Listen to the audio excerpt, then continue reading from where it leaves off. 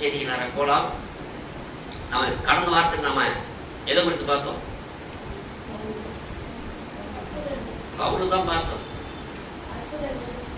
சபையை பற்றி ஒன்றும் அது கூட உங்களுக்கு மைண்டில் வேறல. எபேசு சபையிலிருந்து ஃபர்ஸ்ட் நான் பேசினேன். பட்டணத்தை பற்றி பார்த்தோம் போன வாரம். பவுல் அந்த சபை தூதரை பற்றி பார்த்தோம். இன்றைக்கு அதே வசனத்திலிருந்து இயேசுவும் அவருடைய தூதனும் சபையிலும் என்ற அந்த இதில் பார்க்கலாம். இயேசுவும் அவருடைய தூதனும் சபைகளும், அதுதான் இங்க வேதத்தில் வாசிக்கிறோம். 7 நட்சத்திரங்கள் தம்முடைய வலது கரத்தில் ஏந்தி கொண்டு 7 பொன் குத்துகளுக்கு மத்தியில் உலாவிக் கொண்டிருக்கிறவர் சொல்கிறதாவது, இந்த இயேசுவே ஆண்டவரும் கிறிஸ்துவாக இருக்கிறார் என்று பேதுரு இவரைத்தான் குறிப்பிடுகிறான். பேதுரு சொன்னா தெரியுங்களா? என்ன சொன்னாரு? இந்த இயேசுவே ஆண்டவரும் ஒன்காடு பத்தி பேசுறாங்க. இன்னைக்கு பவுல் அந்த பேதுரு புஸ்தகம் படிக்கிறாங்க, பவுல் புஸ்தகம் படிக்கிறாங்க, பைபிள் படிக்கிறாங்க. ஆனால் அநேக கிறிஸ்தவர்களுக்கு அந்த ஒரு தேவன் என்பது ஒன்றும் புரிந்து கொள்ள முடியல. ஆனா தேவன் உங்களுக்கு எனக்கு கிருபை கொடுத்தார். அல்லேலூயா. ஏன் கிருபை கொடுத்தார் தெரியுங்களா? அவர் கையில் நம்மளை ஏந்தி கொண்டிருக்கிறார். அவர் சொந்தமானவர்கள் அவர் கையில் ஏந்தி கொண்டிருக்கிறார். அதான் 7 நட்சத்திரங்களில் தம்முடைய வலது கரத்தில் ஏந்தி கொண்டு 7 பொன் குத்துவல் மத்தியிலும் உலாவிக் கொண்டு இருக்கிறவர் சொல்கிறதாவது, தேவன் எங்க உலாவுகிறார்?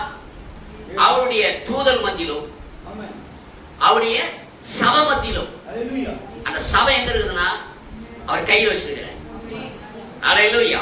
கரங்களிலே ஏந்தி கொண்டிருக்கிறார். உங்களை என்ன பண்ற தேவன்? ஏந்தி கொண்டிருக்கிறார்.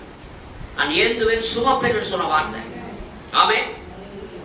தேவன் எப்படி ஒரு தாய் தன் பிள்ளையை சுமக்கிறார்களோ, ஏசாயா சொல்றான், நீங்கள் ஒரு தாய் தேற்றுவது போல, அதாவது அவர் முழங்கால் வைத்து, இப்பெல்லாம் அந்த பழம் யாரும் கிடையாது. பழைய காலத்தை அவங்கெல்லாம் இருந்தது. எப்படி தெரியுமா? குழந்தை நீங்க யாரா செய்றீங்களா? நீங்க கால் நீட்டிக்குவாங்க, இப்படி போட்டு இப்படி இப்படி பண்ணுவாங்க. பார்த்தீங்களா? இந்த குழந்தைக்கு இனிமையா இருக்கும், தாளாட்டி. இப்ப கிடையாது. உட்கார்ந்து கீழே உட்கார்ந்தே கிடையாது. எங்க உட்காந்துக்கிறோம்? சேர்ல உட்காரோம். பாஸ்ட் கீழே உட்காந்தா நீங்க சேர்ல உட்காந்துக்கிறீங்க சில நேரங்கள் இல்லை. ஆனா அது இப்ப இல்லை, என்ன ஆயிப்போச்சு? ஆனா தேவன் அந்த தாயை போர் என்ன பண்ணுவாங்க? இடுப்புல வைத்து தாய் செய்வன காலில் தாளாட்டும், இடுப்புல வைத்து பாருங்க. அது சேச சொல்றாங்க, முளைப்பாலை உண்வீர்கள் இல்லை. அல்லேலூயா. பாருங்க, தேவன், அதுதான் நம்ம தேவனுக்கு பேரு. அவர் எல்சடாய், மார்பகம் உள்ள தேவன். தேவன் நம்ம எவ்வளவு அக்கறையோடு இருக்கிறார். நீங்க நம்ம நிறைய பேர் நினைக்கிறோம் தேவன் நம்ம அக்கறையா இல்லை, நம்ம ரொம்ப கஷ்டப்படுறோம், வேதனை போடுறோம், தொல்லையா இருக்குது, பிரச்சனையா இருக்குது. அது காரணம் தேவன் கிடையாது, நீங்க தான். அல்லேலூயா. ஆனால் தேவன் அவர் என்றும் மாறாதவராக இருக்கிறார். அவர் என்றும் நேற்றும் இன்றும் என்றும் மாறாதவர். 7 நட்சத்திரங்களை தம்முடைய வலது கரத்தில் ஏந்தி கொண்டு 7 பொன் குத்துவல் மத்தியில் உலாவிக் கொண்டிருக்கிறவர் சொல்கிறதாவது, இந்த இயேசுவே ஆண்டவரும், இந்த அதாவது கவனிங்க, சொல்லுகிறா சொல்லிட்டு கீழே நான் சொல்றேன்னா இதை குறித்து தான் பேதுரு பேசுறாங்க. பேதுரு என்ன பேசுறாரு? இவரே இந்த இயேசுவே ஆண்டவரும் கிறிஸ்துவாய் இருக்கிறார். திருத்துவங்களை 3 கடவுள் அல்ல நம் தேவன். அல்லேலூயா. கீழே சொல்றார் பாருங்க, வாசிங்க. என்று பேதுரு இவரை தான் குறிப்பிடுகிறார். சர்வ வல்லமையுள்ள கர்த்தராகிய தேவன் அதோ நிற்கிறார். கவனிங்க, இத பழைய ஏற்பாட்டு யோனா சொல்றார். யோனா சொல்றாரு. யோனா புத்தகம் 2ஆம் அதிகாரம் 9ஆம் வசனத்துல போய் வாசிங்க. ரட்சிப்பு யாருடையது? கர்த்தருடையதுன்றார். அல்லேலூயா. ரட்சிப்பு யாருடையதா? கர்த்தருடையது. ரட்சிப்பு ஒரு மனுஷனுடையது அல்ல.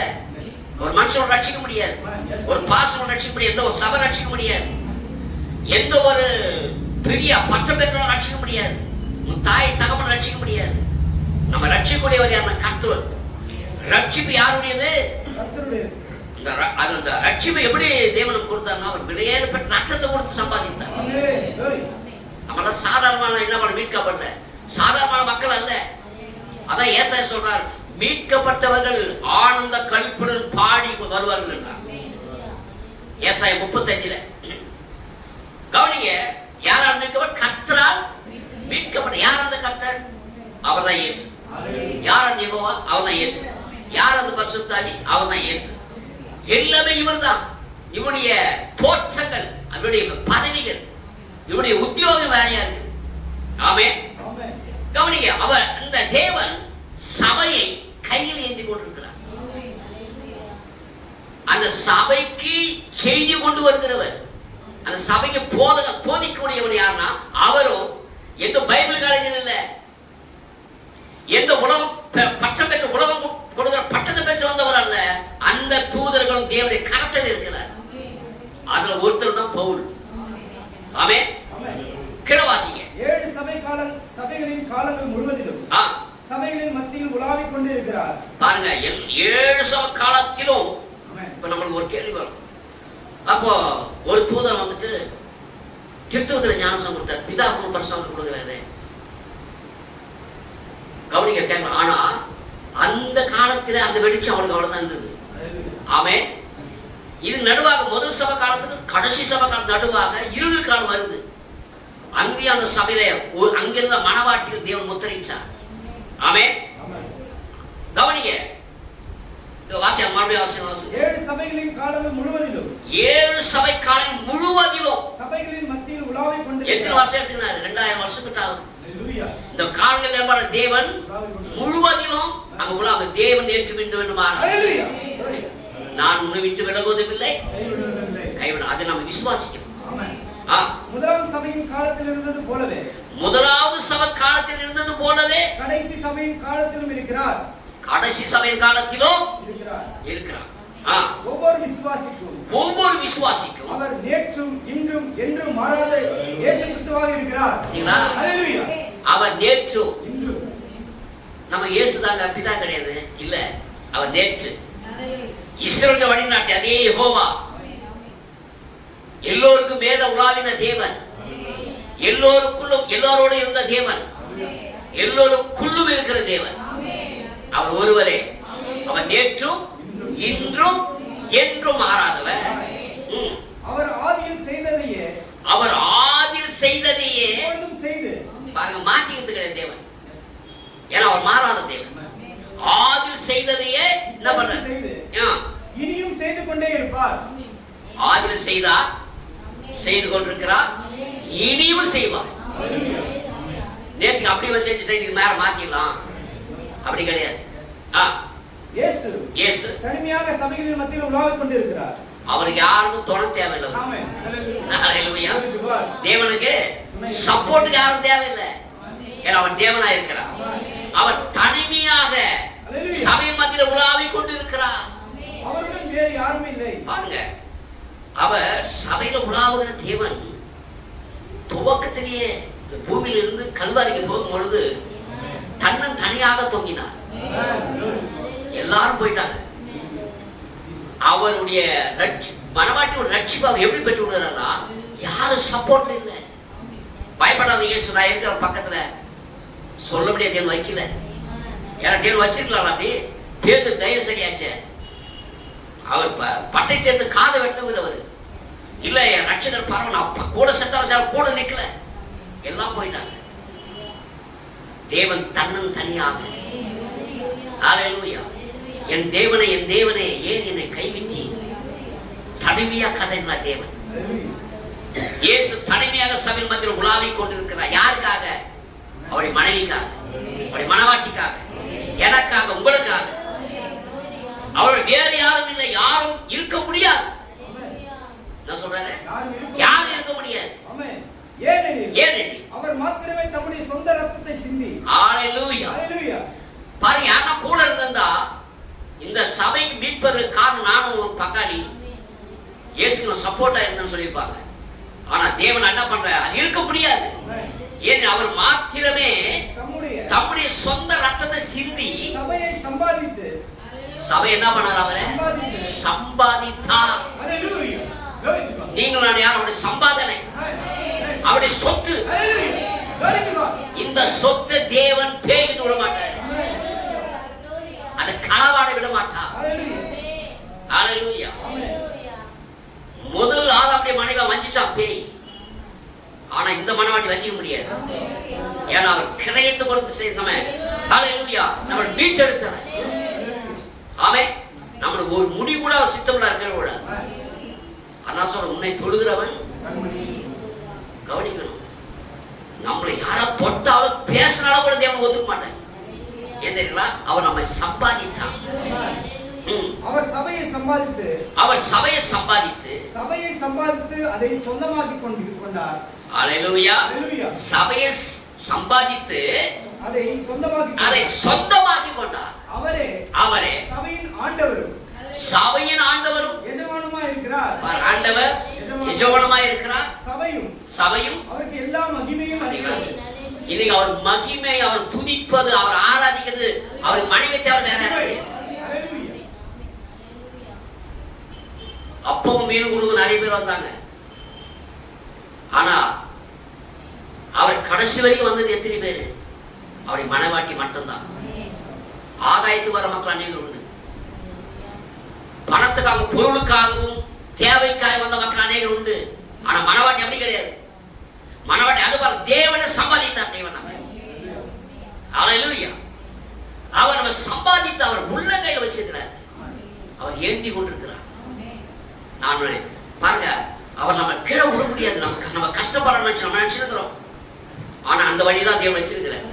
துன்பத்து வழியா தான் போகணும், கஷ்டத்து வழியா தான் போகணும், வியாதி வழியா தான் போகணும், தொலை வழியா தான் போகணும். அது மத்தியில உன்னுடைய பெருவெடுத்த பெற போகணும். என் கிருபை உனக்கு போதும். வேற யார் கிருபை கிடையாது. என் கிருபை உனக்கு போதும். இதோட நமக்கு வேற என்ன வேணும்? இதோட நமக்கு வேற என்ன வேணும்? ஹல்லேலூயா. பாருங்க என்ன சொல்ற அடுத்தது. அந்த மகிமையும் அவர் யாரோடும் பகிர்ந்து கொள்வதில்லை. அது யாரும் என்ன பண்றது? நீங்க எல்லாம் டூ படிச்சுக்கிறாங்க. நீ ரோமன் கத்தோலிக் போப்பு ஆண்டவர் ஒரே ஆண்டவர் தான். அவர் கர்த்தராகிய இயேசு கிறிஸ்து. அவருக்கு துணையா யாரும் கூப்பிட மாட்டார். இவர் தேவனுக்கு அடுத்தது இவருன்றாங்க. யார? போப்பு ஆண்டவர். ஹல்லேலூயா. அவர் எப்படி வந்தார்? யாருன்றது நமக்கு தெரியும். ஹல்லேலூயா. வெளிப்பட்ட 6ஆம் அதிகாரத்தில் அதனுடைய எல்லா வண்டவெல்லாம் வெளியே வருது. ஹல்லேலூயா. சரி, அதை பத்தி இப்ப பேச முடியாது, அது வேற. ஒரு போப்போ அல்லது ஒரு பிஷப்போ ஆர்ச் பிஷப்போ இல்லை, அவருடைய பூலோக சரீரத்திற்கு அவருடைய சுமந்து வந்த தாய், பரிசுத்தமாக கர்ப்பத்தை பெற்றெடுத்த அவர் சுமந்த. ஆனா ஒண்ணு தெரிஞ்சுக்கணும், எல்லாருக்கும் ஒரு கேள்வி. இயேசு கிறிஸ்து குழந்தையா இருக்கும்போது என்ன குடிச்சார்? பால் குடிச்சிருப்பாரா? உங்களுக்கு சந்தேகமா இருந்தது? ஆனா வேதம் சொல்றது அவருடைய ஆகாரம் என்னவா இருந்ததா? அப்புறம் தேனையும். அவர் தாய்ப்பால் குடிச்சதாக இல்லை. அவன் ஏன்னா அவர் மாம்சத்துல பிறக்கல, அவர் தேவன். ஹல்லேலூயா. பாருங்க, அந்த ரோமன் கத்தோலிக்க பாட்டு கவனிச்சீங்கன்னாக்கா அவங்களுக்கு தெரியுது ஒரு பாட்டு. அந்த பாட்டு எனக்கு இப்ப ஞாபகம் இல்லை. என்ன பாட்டு? பரமபிதா ஒருவர் என்று வகுத்து சொன்னவர் இயேசு. இயேசு ரட்சகர் பெயரை சொன்னா எல்லாம் நடக்குமே. கேளுங்கள் தரப்படும், தட்டுங்கள் திறக்கப்படும். அந்த பாட்டு முழுச வீட்டுல கேட்டீங்க. ஒன்காட் பத்தி பாடுறாங்க, திருத்தத்தை பத்தி பாடுறாங்க அந்த பாட்டுல. அவங்களே தெரியும், ஆனா அவங்க என்ன பண்றாங்க? திருத்தத்தை புகுத்துக்கிறாங்க. பிதா குமார் பரிசுத்தாவி. பரிசுத்தாவி பைபிள் எந்த இடத்துல அதுக்கு ஆதாரம் கிடையாது. உடனே எடுத்து என்ன பண்ணாங்க? மத்திய சுவிசேஷம் 28ஆம் அதிகாரத்தை எடுத்துக்கிட்டு 19ஆம் வசனத்தை இயேசுதான் சொன்னார், இயேசுதான் சொன்னார், இயேசுதான் சொன்னார், இயேசுதான் பிதா பரிசுத்த நாமத்தை கூட சொன்னாரு. அவர் சொன்னா நாங்க அப்படியே செய்யறோம். சரி, எல்லாத்தையும் செய்யணும். அப்போ அல்லேலூயா. என்னை பின்பற்ற விரும்பினால் அப்ப என்ன பண்ண, எல்லாரும் ஒருத்தர் கட்டில சிலுவை செஞ்சு என்ன பண்ண போனமா இல்லையா? அவர் சும்மா தான்ல கேட்டா இல்லைங்க வேற அர்த்தம், அதுக்கு அர்த்தம் இருக்குதுல்ல. அப்ப இதுக்கு ஒரு அர்த்தம் இருக்கு. அதுக்கு மட்டும் அர்த்தம் இருக்குமா? இதுக்கு அர்த்தம் இல்லையா? அது எப்படி ஒரு அர்த்தம் இருக்கிறதோ, சிலுவை என்ற பாடு, சிலுவை என்ற அவமானம், பாடுகள் எல்லாத்தையும் நின்று எல்லாம் அனுபவித்து சொல்ற, அதான் உண்மை. அது அதே போல பிதா குமார பரிசுத்த நாமத்திலே, நாமங்களில் இல்லை இல்லையா? இது சபைக்கு நம்ம இயேசு நமக்கு பத்தி தெரியும். நல்லா கவனிங்க. இன்னைக்கு உலகமானது அப்படியே அழிந்து கொண்டிருக்கிறது. ஆனா தேவன் ஒரு மனவாட்டியை கையில் ஏந்தி கொண்டிருக்கிறார். அது யார்? அது நீங்கள் நானும் தான். தைரியமா சொல்லலாம், நான் தான் அந்த மனவாட்டி. அவர் என்னதான் அவர் சொந்தமாக்கி கொண்டார். அல்லேலூயா. அவரே பிதாவா இருக்கிறபடியா, அவரே பிதாவா இருக்கிறபடியா, அவர் பிதாவிடம் பேசுகிறதில்லை. அவரே பிதாவா இருக்கிறபடியா என்ன பண்றது? அவர் பிதாவிடம் பேசுகிறதில்லை. அவர் பரிசுத்த ஆவிக்கும் கட்டளையிடுகிறதில்லை. பரிசுத்த ஆவிக்கு கட்டளையிடுகிறதில்லை. அவரே தேவன். அவரே தேவன். நித்திய ஆவி. நித்திய ஆவி. அவருடைய ஜீவன் சபைக்குள் பாய்ந்து, அவருடைய என்ன சபைகள் என்ன பாய்ந்து, அவருடைய ஜீவன் கட்டுக்கதை கிடையாது. அல்லேலூயா. பாரம்பரியம் இல்ல, சத்திய ஜீவன் உள்ளது சபை. அவருடைய ஜீவன் சபைக்குள் பாய்ந்து, அவருடைய ஜீவன் சபைக்குள் பாய்ந்து ரத்தம் போல துடித்து அவைகளுக்கு ஜீவன் அளிக்கிறது. என்ன பண்றதுக்கு? அதுக்கு ஜீவன் அளிக்கிறது. அவரை அன்றி ஜீவன் இல்லை. அவரை அன்றி ஜீவன் இல்லை. ரட்சிப்பு கர்த்தருடையது. ரட்சிப்பு யாருடையது? கர்த்தருடையது. நம்ம யாருக்கு அடிமையானவர்கள் கிடையாது. நம்ம ஒருத்தர் மட்டும் அடிமை. முழங்காலியாவும் முடங்கும் நாவலியாவும் தேவனுக்கு மட்டும்தான். அதனாலதான் நான் சொல்றது, எந்த கல்யாணத்துல போனாடோ மாப்பிள்ளையும் பொண்ணையும் அம்மா காலில் போகணும், அப்பா காலில் போகணும், மாமன் காலில் வாங்கணும், பெரியப்பா காலில் போகணும், பெரியவங்க காலில் வாங்கணும். அது செய்யவே கூடாது. அல்லேலூயா. அவர் எப்படிப்பட்டவராக இருந்தாலும் ஃபுல்லா தங்கேஷன் நின்று இருப்பாரு. அவர்கிட்ட போய் முழங்கால் பிடிக்க அவங்க போய் பிரஷிங் பண்ணணும். பிரஷிங் பண்ண ஒருவர் தான் கட்டலாம். ஏசு வாழ்த்துட்டோம், தோறும் வந்து வாழ்த்து. சில பேர் கல்யாணம் போனவங்க என்ன பண்ணுவாங்களா, இப்படி போனவங்க சிலுவை போட்டு வருவாங்க. எது யாருங்க? மாப்பிள்ளைக்கு பொண்ணு காலில் ஊந்து ஒண்ணு. இதெல்லாம் தேவையில்லாத ஒரு காரியம். ஏனென்றால் என்ன சொல்றாரு? அவரே என்று ஜீவன் இல்லை. ரட்சிப்பு யாருடையது? கர்த்தருடையது. நன்றாக காய்ந்த உடைக்களத்தின் உக்கிர கோபாக்னியை அவர் விதித்த போது அவருடன் யாரும் இருந்ததில்லை. அவர் அந்த கல்வாரி கொல்கொதா மலையில அவர் பாட அனுபவித்த போது, அதான் ஏசாயா சொல்றார், அவருக்கு அழகும் இல்லை, சௌந்தரியம் இல்லை, அவர் பார்க்கத்தக்க ரூபம் அவருக்கு இல்லாதிருந்தது. அல்லேலூயா. அவர் வேறொருவர் அல்ல, அவரே சிலுவையில் தொங்கி தம்முடைய ரத்தத்தை சிந்தினார். சரிங்களா? இது யாருக்கும் பங்கு கிடையாது. அல்லேலூயா. ஆங்க ஒரு சபைக்கு ஒரு மெய்ப்பெரும் கனம் கொடுக்கணும். உண்மைதான். சபை விசுவாசி ஒருவர் கனப்பட்டணும். உண்மைதான். நான் இவரா என்னால் தான் இவங்க ரட்சிக்கப்பட்டாங்க, என்னால் தான் இவங்களுக்கு ரட்சிப்பு வந்தது கிடையாது. அவங்களுக்கு ஒரு வழிகாக தேவனை பயன்படுத்தினார், அவ்வளவுதான். ஆனா ரட்சிப்பு யாருடையது? கர்த்தருடையது.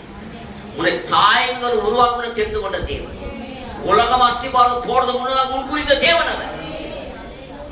அல்லேலூயா. விசுவாசத்தை துவங்குகிறவரும் முடிக்கிறவரும் அவரே. நம்முடைய அல்பாவும் ஒமேகாவும் அவரே. யாருங்க? அல்பாவும் ஒமேகாவும் அவரே. அவரே. நாம் அவருக்கென்றே நியமிக்கப்பட்டிருக்கிறோம். யாருக்காக? அவருக்கென்றே. அல்லேலூயா. நாம் யாருக்காக நியமிக்கப்பட்டிருக்கிறோம்? அவருக்கென்றே. நியமிக்கப்பட்ட அர்த்தம் என்ன? மரியாதை யார் நியமிக்கப்பட்டிருந்தாங்க? யோசேப்புக்கு நியமிக்கப்பட்டிருந்தது போல நாம் யார் நியமிக்கப்பட்டிருக்கிறோமா? அவருக்கே நியமிக்கப்பட்டிருக்கிறோம். அவருக்கே என்று போப்பு கிடையாது, எந்த பிஷப்பு கிடையாது, எந்த ஒரு அந்தோனியர் கிடையாது, சூசியப்பர் கிடையாது, மரியாதை கிடையாது. யாருக்கா நியமிக்கப்பட்டிருக்கிறோம்? கர்த்தராகிய இயேசு கிறிஸ்து. அவருடைய வலது கரத்தை ஏந்தி கொண்டிருக்கிறார். அவள் மனைவி, மனைவி என்பது ஆணு பெண்ணு சேர்ந்து சபத மனைவி, மணவாட்டி, மணவாளன் கர்த்தராகிய இயேசு கிறிஸ்து. வாசிங்க, நம்ம நேரம் கடந்து போலாம். 7 நட்சத்திரங்களை தமது வலது கையில் கொண்டவராக அங்கே நிற்கிறார். எங்க நிற்கிறார்? அவர் பார்க்க முடியுது உங்களால? பாருங்க, மரியாள் அவர் கையில் ஏந்தி கொண்டிருந்தார் தேவாலயத்தில். அல்லேலூயா. அங்கிருந்து அந்த இயேசு என்ற அந்த சிறு பாலனை இருக்கும்போது அவர் மரியாள் நோக்கி பார்க்கிறார். மரியாள் நோக்கி பார்க்கும்போது எப்படி நான் குழந்தைய அவர் பார்க்கல, அவர் குமாரன் ஆக்குதே. அல்லேலூயா. மரியாதை மணவாட்டியாவே பார்க்கிறாங்க. அல்லேலூயா. 7 நட்சத்திரம் வலது கையில் கொண்டவராய் அங்கே நிற்கிறார். அவருடைய வலது கரம் தேவனுடைய வல்லமையும் அதிகாரத்தையும். வலது கரம் என்ன அர்த்தம்? தேவனுடைய வல்லமையும். அதனால தேவன் நமக்கு கொடுக்கிறார். விசுவாசம் உள்ளவனாய் ஞானசம் பெற்றவன் ரட்சிக்கப்படுவான், விசுவாசிகள் ஆட்கொடுக்கப்படுவான், விசுவாசிகள் நடக்க அடையாளங்களை அவன ஒரு அதிகாரம் கொடுக்கிறார். பிசாசுகள் துரத்துவார்கள். அல்லேலூயா. வியாதிஸ்தர் கையில் சொஸ்தமாவார்கள். அதெல்லாம் நம்ம வாழ்க்கையில் நடக்கணும். நீங்க செய்யணும், சுகப்படுத்த கையை வச்சு ஜோம் பண்ணணும். அதுக்கு அர்ப்பணிப்பு தேவை, ஜபம் தேவை. பயப்படாதீங்க, வியாதிஸ்தர் கையில் ஜெபிங்க. நிச்சயமா தேவன் ஜபத்துக்கு சுகம் கொடுக்க வல்லவன். ஏனென்றால் அவர் வல்லமை, தேவனுடைய வல்லமையும் அதிகாரத்தை குறிக்கிறது. அவர்கள் தங்கள் பட்டயத்தால் தேசத்தை கட்டிக்கொள்ளவில்லை. அவர்கள் பட்டயத்தால் தேசத்தை கட்டிக்கொள்ளவில்லை. அவர்கள் புயமும் அவர்களை ரட்சிக்கவில்லை. அவருடைய புயமும் ரட்சிக்கவில்லை. நீர் அவர்கள் மேல் பிரியமாய் இருந்தபடியால். சங்கீதக்காரன் சொல்றாங்க. என்ன சொல்றாரு? அந்த வசனத்தை படிக்கலாமா? 44:3 எடுத்து வாசிங்க. சங்கீதம் 44:3.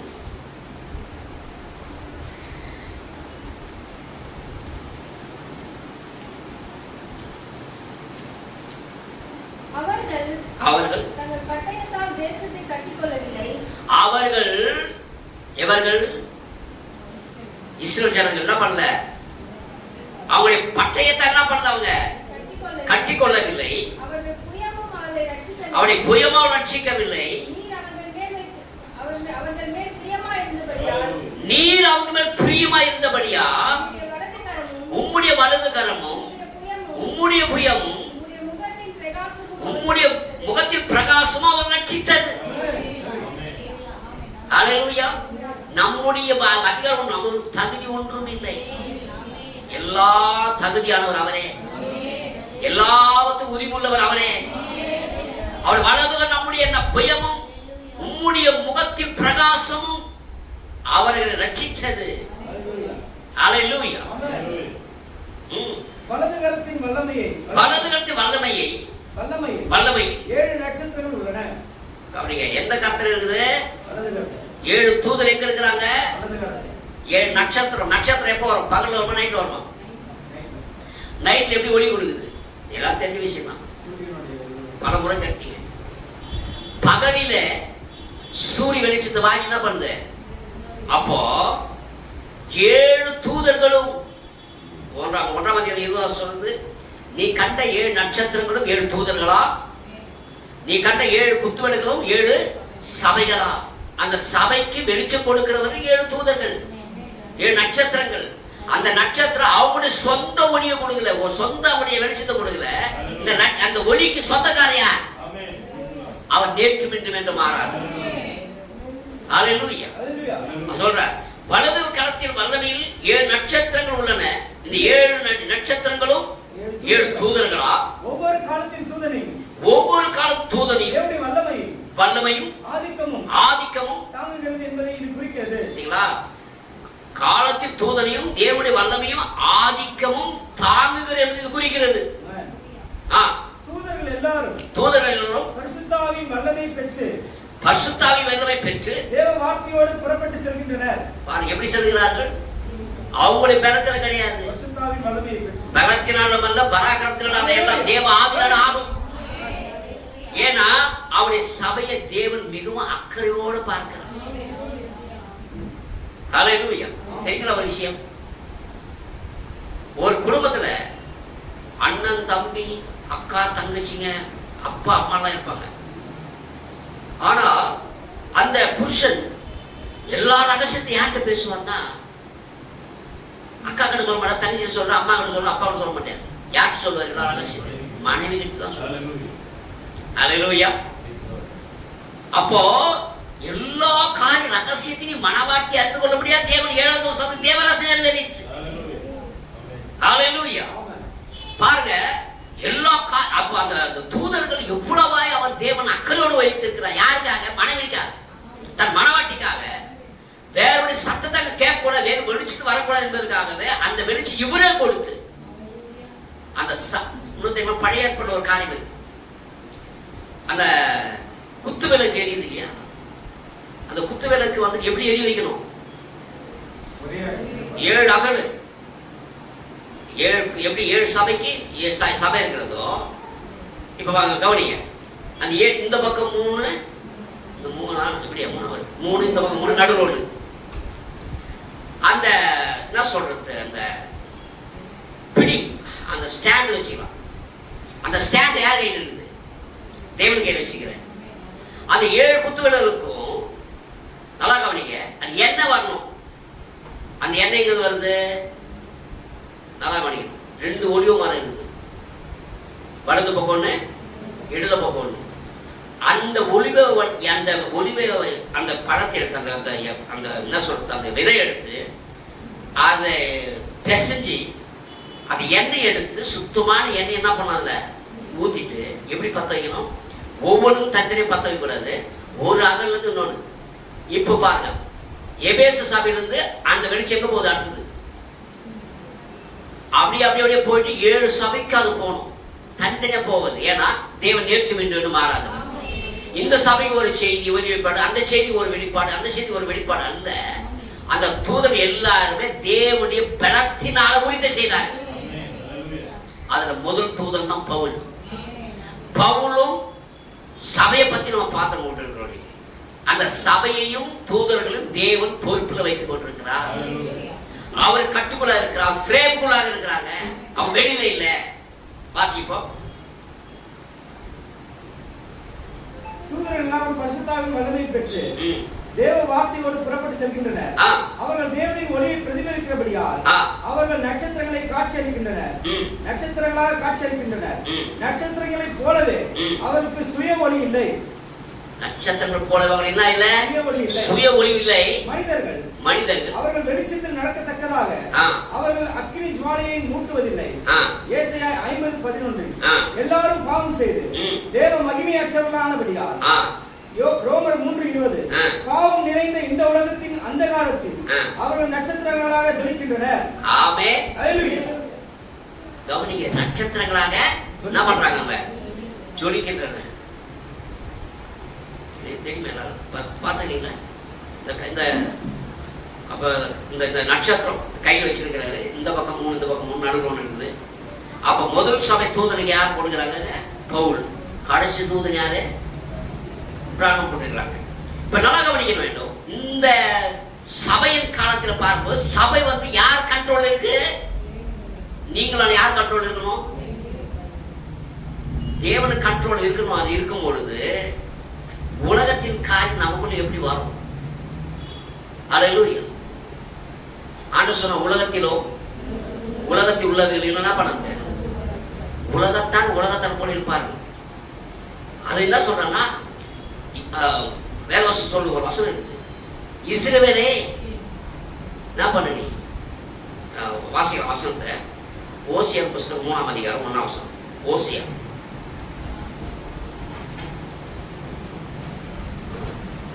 3:1.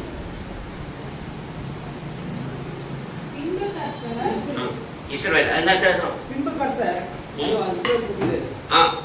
இஸ்ரவேல் புத்திரரே, கர்த்தருடைய வார்த்தையை கேளுங்கள். தேசத்தின் குடிகளே, கர்த்தருக்கு வழக்கு இருக்கிறது. அது இல்ல 3 1 இல்ல 5 இல்ல 6 வாசி 1. இஸ்ரவேல் புத்திரரே, கர்த்தருடைய வார்த்தையை. அது இல்ல இஸ்ரவேலை மற்ற ஜனங்கள் போல கனி கூறாதுன்னு இருக்கு வசனம். சரி இருக்கட்டும், அப்படியே நம்ம டைம் ஆயிடும். நல்லா கவனிங்க. என்ன சொல்லுவாங்க, மற்ற ஜனங்களை போல பண்ணக்கூடாது. நீ இஸ்ரவேலுக்கு அதே கட்டளை, நமக்கு அதே கட்டளை தான். நம்ம இன்னைக்கு ஆவிக்குரிய இஸ்ரவேல். அல்லேலூயா. கவனிக்க வேண்டும், எந்த காரியத்திலும் உலகத்தோடு நம்ம என்ன பண்ணக்கூடாது, ஒத்தி இசைந்து போக கூடாது. தேவன் விரும்புகிற ஏன் தெரியுங்களா, தேவன் நம்ம அவர் கணத்துல வைத்திருக்கிறார். நம்முடைய பலத்தில் இல்லை, அவர் பலத்தில் இருக்கிறோம். நம்முடைய புயத்தில் இல்லை, அவர் புயத்தில் இருக்கிறோம். அவர் நம்மை சம்பாதித்துக் கொண்டா, கிரைய செலுத்தி அவர் நம்மை சம்பாதித்துக் கொண்டபடினாலே பவுல் சொல்றா, எனக்கு நானே உரிமை இல்லைன்ற 9:1 வாசம். இஸ்ரவேலே மகிழ்ச்சியா இராது, கலி கூறாது. அப்ப ஆனா சொல்ல சந்தோஷமா இருக்கணும், சந்தோஷமான்றாங்க. ஆனா சந்தோஷமா இருக்கணும் நீ. ஆனா எப்படி இருக்கணும் நீ, மற்ற ஜனங்களை போல இல்ல. உன்னுடைய சந்தோஷம் வேற, உன்னுடைய மகிழ்ச்சி வேற, உன்னுடைய சந்தோஷம் வேற, உன்னுடைய கலி கூறுதல் வேற. மற்ற ஜனங்களை எங்க கலி கூறுவாங்க? எல்லாம் சொல்றாங்க பாருங்க, ஞாயிற்றுக்கிழமை தான் ஒரு நாள், அங்கதான் சந்தோஷமா இருக்கிற நாள். அந்த நாள் சந்தோஷமா இருக்குன்னு நினைக்கிறீங்க, அவ்வளவும் அவங்களுக்கு வேதனையான நாள். அவங்க எங்க இருக்கணும், மனவாட்டிய தேவனுடைய பிள்ளைகள் சபையில இருக்கணும். சபையில கலி கூற வேணும், தேவனை துதிக்க வேணும், தேவனை ஆராதிக்க வேண்டும். அதான் சொல்ல வர. சரி வாங்க கண்டினியூ பண்ணு. இந்த 7 தூதர்கள் மக்களுக்கு தேவனை அறிமுகப்படுத்துகின்றனர். இந்த 7 தூதர்கள் அவங்களுக்கு வேலை என்ன தெரியுமா, தன்னை வெளிப்படுத்துற வேலை கிடையாது. அல்லேலூயா. தன்னை மேம்படுத்துற வேலை இல்ல. தேவனை அறிமுகப்படுத்த. அவங்க யாரை அறிமுகப்படுத்தணும், தேவனை. அவங்க தேவனை தவிர வேற எதுவும் தெரியாது அவங்களுக்கு. அல்லேலூயா. தேவனை அறிமுகப்படுத்துகின்றன. அவர்களை ஏற்றுக்கொள்கிறவன், அவர்களை ஏற்றுக்கொள்கிறவன் அவர்களை அனுப்பினவரை ஏற்றுக்கொள்கிறான். அதான் சொல்றாரு. இப்ப இந்த தூதர் இந்த காலத்து செய்தி அவன் ஏற்றுக்கொள்ளலன்னா யார் ஏற்றுக்கொள்ளல? அவங்க அன்னைக்கு பவுலை ஏற்றுக்கொள்ள யார் ஏற்றுக்கொள்ளல? தேவன் அனுப்பின தூதர்களுடைய செய்தியை ஏற்றுக்கொள்ளாதவர்கள் யார் ஏற்றுக்கொள்ளல? அவன் நினைக்கிறாங்க, நாங்க தேவன் தான் ஆராதிக்கிறோம், தேவன் தான் ஆராதிக்கிறோம். கர்த்தருக்கு ஸ்தோத்திரம். தேவன் என்ன நினைக்கிறாங்கன்னா, எல்லாருமே தேவன் தான் நடத்துறாரு. இல்ல, தேவன் நடத்துற வழியை நீங்க அறிந்திருக்க வேண்டும். ஏன் சொன்ன 7ஆம் தூதன் சத்தம் நடக்கிறீங்கள, தேவ ரகசியம் நிறைவேறும். நீ அதை கேட்கணும், அதை கீழ்ப்படியணும். அதான் சொல்றாரு. இந்த 7 தூதர் மக்களுக்கு தேவனை அறிமுகப்படுத்துகின்றன. அவர்களை ஏற்றுக்கொள்கிறவன், அவர் அனுப்பினவர் யாரு? தேவன் தான். இப்போ போஸ்ட்மேன் ஒரு லெட்டர் கொடுக்குறாரு. நான் எனக்கு தேவை, நீ கொடுத்தா வாங்க மாட்டேன்னு சொன்னா என்ன ஆகும்? நீ யார வேணான்னு சொல்ற? உங்க வீட்டுக்காரர் வெளிநாட்டுல பணம் அனுப்பிச்சு வைக்கிறாரு, செக் அனுப்புறாரு மனைவி. யார் பணம் கொடுக்கணும்? போஸ்ட்மேன் தான் கொடுத்தா. ஏன்னா நீ எல்லாம் கொடுக்க கூடாது, நான் வாங்க மாட்டேன். அப்போ யார் நீ? போஸ்ட்மேன் தரல, யார் தர? உனக்கு அனுப்பின வெகுமதி தர. அல்லேலூயா. அது போலவே தேவன் அனுப்பினவரை ஏற்றுக்கொள்ளாதவரை யார் அனுப்ப, யார் தருகிறார்? தேவனையே தருகிறார். அல்லேலூயா. அதுதான் இஸ்ரவேல் ஜனங்க செஞ்சாங்க. சொல்றாங்க, இஸ்ரவேல் ரட்சிக்க தேவன் வந்தார் பூமியில. ஆனா அவர்களை ஏற்றுக்கொள்ளவில்லை. அந்த கிருபை தான் மனவாட்டி காட்சி நமக்கு. ஆமென். அவன் 10 படி அவருடைய அதிகாரத்தை கொண்டு அவர்கள் எல்லாவற்றையும் செய்கின்றனர். என்ன செய்யறாங்க? அவருடைய அதிகாரத்தை கொண்டு. தீர்க்கதரிசி அவர் சொந்த அதிகாரத்தை எதுவுமே கிடையாது. தான் சொல்றாங்க, நீங்க என்கிட்ட எந்த நன்மை எதிர்பார்க்க முடியாது. நான் ஜெபிக்கிற அவ்வளவுதான். நான் உங்களுக்கு என்ன பண்றேன்? ஜெபிப்பேன். சுகம் என்னுடைய அல்ல, சுகம் என் தேவனுடைய, உன்னுடைய தேவனுடைய. நீ விசுவாசத்தோட மகிமை காண்பார். அல்லேலூயா. அதிகாரத்தை கொண்டு அவர்கள் எல்லாவற்றையும் செய்கிறார். கர்த்தரும் தேவத்துவத்தின் சகல வல்லமையோடும் அவர்களை தாங்குகிறார். என்ன பண்றாராம்? சகல வல்லமையோடும் அவர்களை தாங்குகிறார். அந்தந்த காலத்துடைய செய்தியாளர்கள் அந்தந்த காலத்துல செய்தியெல்லாம் நம்ம செவி கொடுத்திருக்க வேண்டும். இன்னைக்கு ஒரு சில கூட்டம் மக்கள் தேவனுக்கு தெரியும், அழைக்கப்பட்ட அநேகர். அந்த ஒரு சிலர் நம்ம என்ன பண்றோம், அவரை அவர் கொண்டு வந்த செய்தி ஏற்றுக்கொண்டோம். அந்த செய்தி அவருடையது அல்ல, அவர் தேவனுடையது. நேற்று இன்று மாறாதவருடையது. அப்பொழுது இயேசு சமீபத்தில் வந்து அவர்களை நோக்கி வானத்திலும் பூமியிலும் சகல அதிகாரம் எனக்கு கொடுக்கப்பட்டிருக்கிறது. ஆகையால் நீங்கள் புறப்பட்டு போய் சகல ஜாதிகளும் சீஷராக்கி பிதா குமாரன் பரிசுத்தாவின் நாமத்திலே அவருக்கு ஞானஸ்நானம் கொடுத்து நான் உங்களுக்கு கட்டளையிட்ட யாவையும் அவர்கள் கைக்கொள்ளும்படி அவருக்கு உபதேசம் பண்ணுங்கள். பாருங்க, தேவன் கட்டளை கொடுத்து அனுப்புத. நீ போக முதல்ல என்ன பண்ணாங்களே, நீ என்ன வாக்குங்க, சீஷராக்கு. இவ்வளவு சொல்றாங்கல்ல, எத்தனை பேர் சீசர் ஆகி கொடுக்குறாங்க. சரி, பேர் என்ன பண்ணாரு, கரெக்டா செஞ்சாரு. எந்த ஒரு தவறுதல் நடக்கல. தேவனுக்கு தெரியும். எல்லா சகல அதிகாரங்களோடும் அவங்களை அனுப்பி நீ போய் உலகமெங்கும் சுவிசேஷம் பண்ணுறீங்க, பிரசங்க. அவன் பிதா குமாரன் பரிசுத்த நாமத்தில, அந்த நாமம் என்ன, அதுதான் கர்த்தராகிய இயேசு கிறிஸ்து. கரெக்டா அவங்க செஞ்சாங்க.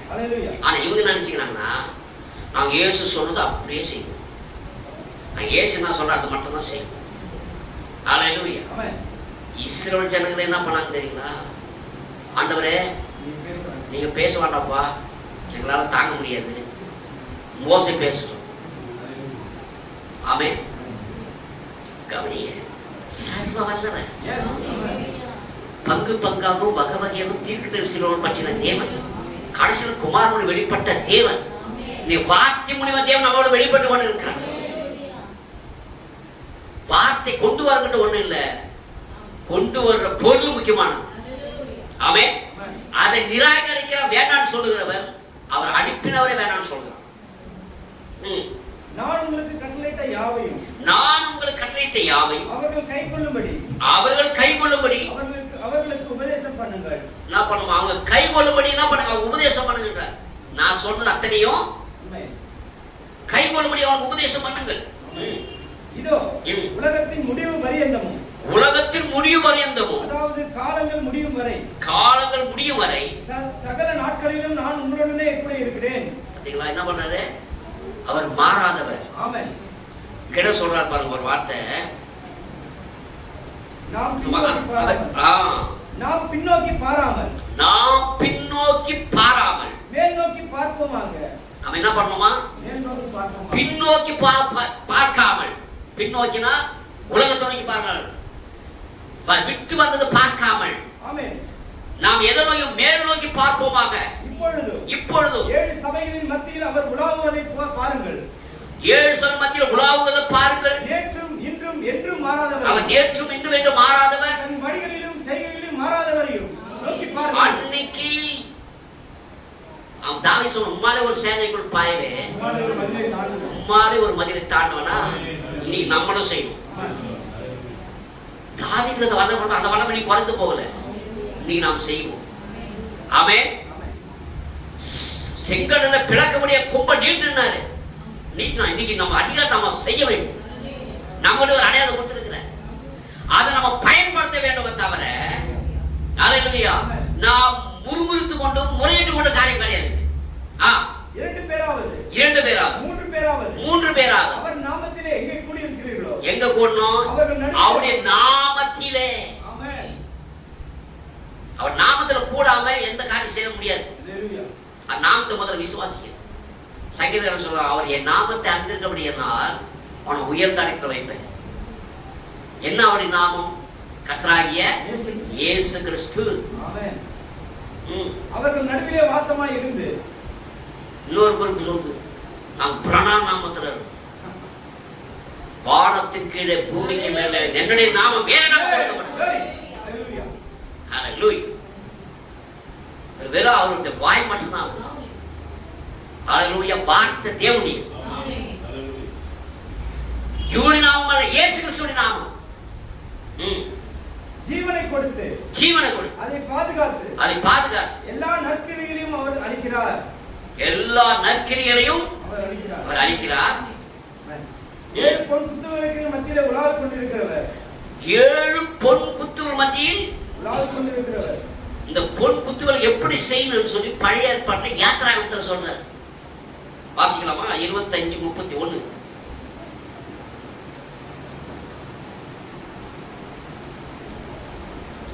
சரிங்க, படிங்க. 31 படிங்க. 25:31. சாலமோன் பைபிள் தரேன். பசு பொன்னினால். என்ன பொன்னினால்? பசு பொன்னினால் ஒரு குத்துவிளக்கை ஒரு குத்துவிளக்கு உண்டாக்குவாயாக. அது பொன்னினால் அடுப்பு வேலையாய் செய்யப்பட வேண்டும். அது பொன்னினால் அடுப்பு வேலையை செய்யப்பட வேண்டும். அதின் தட்டும் கிளைகளும். அது அதின் தட்டும் தண்டும். பாத்தீங்களா? நீங்க படித்து பார்த்து நானே தப்பா சொல்றேன். தண்டும் கிளைகளும். தண்டு என்னது? அதை என்ன சொன்னேன்? தண்டு என்ன? இதோ போயிடுச்சு. இது என்ன? இது எல்லாம் இந்த எல்லாம் இந்த எல்லாம்